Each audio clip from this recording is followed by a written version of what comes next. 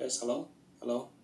Assalamualaikum warahmatullahi wabarakatuh. Perkenalkan, nama saya Reno Farhaniawan dengan RP 15/2023-007. Dan pada kesempatan kali ini, kita akan membuat video singkat terkait dengan arsitektur sistem yang telah kita buat di UTS Cloud Computing. Di sini kita punya diagram arsitekturnya, dan di sini menggambarkan aplikasi web yang modern, aman di AWS gitu.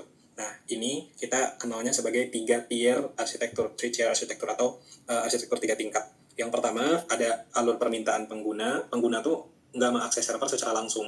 Jadi dia bakal akses ke CloudFront Distribution, dan si CloudFront Distribution ini fungsinya buat gerbang. Jadi nanti pengguna itu lewatnya tetap nggak bisa kemana-mana, harus ke CloudFront itu. Nah, nanti si CloudFront-nya itu delivery. Jadi ya tugasnya CDN lah buat ngatur lalu lintasnya. Permintaan gambar, permintaan halaman web juga. Kalau misalkan kita mau halaman web ya tinggal halaman web, tapi kalau mau gambar ya ada slash-nya juga, ada lokasi biasanya kalau kita udah tahu gambarnya di mana. Nah, ini nanti masuknya ke S3 bucket di sini namanya di AWS. Ini buat nyimpan gambar produk kita. Nah, si ininya mungkin nggak perlu dijelasin di sini ya. Si CloudFront-nya sudah saya sediakan juga di laporan. Itu contohnya ada foto produk, tapi di sana kita masukin foto saya aja. Nah, itu foto saya tuh diambil dari S3 bucket, S3 bucket. Nah, bagi user yang tahu lokasinya, dia bisa minta gambarnya dengan slash ketentuan ini, karena saya di sananya ada .jpg sama .jpg ekstensinya yang berbeda. Nah, ini perlu diperhatikan juga.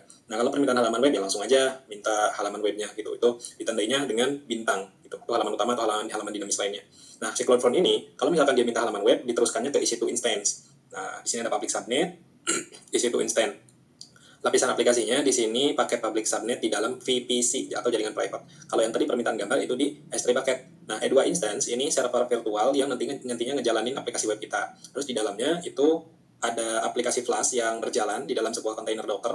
Terus membuat dia tuh konsisten gitu. Nah, karena berada di subnet public, terus terhubung ke internet gateway juga. Nah, di sini akses internet ke internet gateway, server ini bisa menerima permintaan dari CloudFront dan juga mengakses internet jika perlu gitu.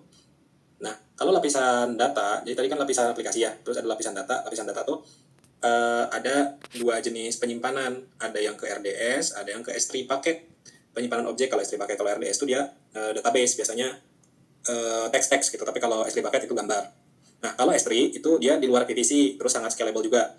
Nah, di arsitektur ini cuma CloudFront yang diizinkan ngambil gambar dari S3 biar ngejaga si file itu tetap aman. Nah, untuk RDS ini ditempatin di private subnet untuk keamanan maksimalnya. Nah, berarti database itu nggak bisa diakses sama sekali dari internet publik karena ini private. Namanya private kan nggak bisa diakses ya. Nah, EC2 itu nantinya bakal terhubung ke RDS melalui jaringan internal VPC di port 3306. Ini buat ngambil atau mengubah data produknya, misalkan harga, nama, kalau misalkan ada ubah-ubahan. Terus jaringan keamanannya di sini ada VPC, Virtual Private Load.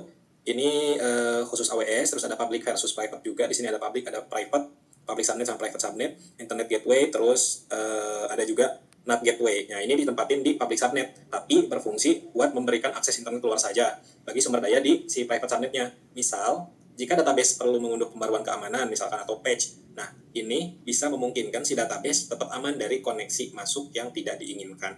Gitu. Kurang lebih segitu untuk penjelasan dari diagram arsitektur cloud computing yang sudah kita buat. Terima kasih atas perhatiannya. Wassalamualaikum warahmatullahi wabarakatuh.